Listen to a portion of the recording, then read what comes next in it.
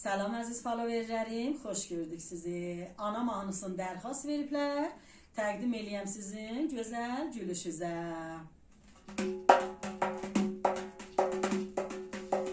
Gecəni sübhə kimi mənə laylay çalmısan.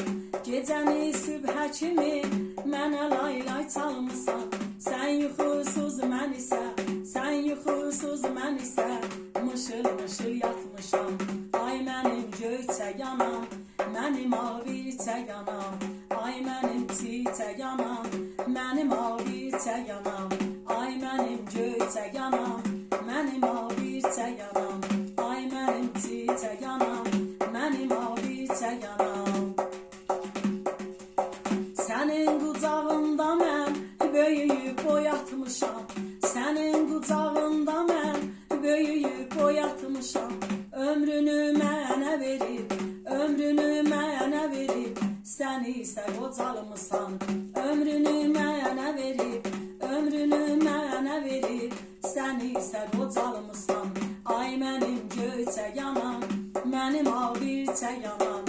Ay mənim çiçək anam, mənim maviçək anam.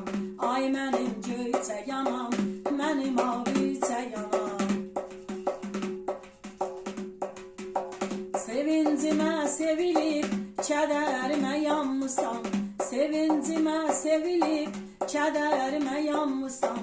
Ay ana qurban olum, ay ana qurban olum, nə yaman qocalmısan. Ay ana qurban olum, nə yaman qocalmısan. Ay mənim göyçək anam, mənim maviçək anam. Ay mənim çiçək anam, mənim maviçək anam. Ay mənim göyçək anam, mənim maviçək anam.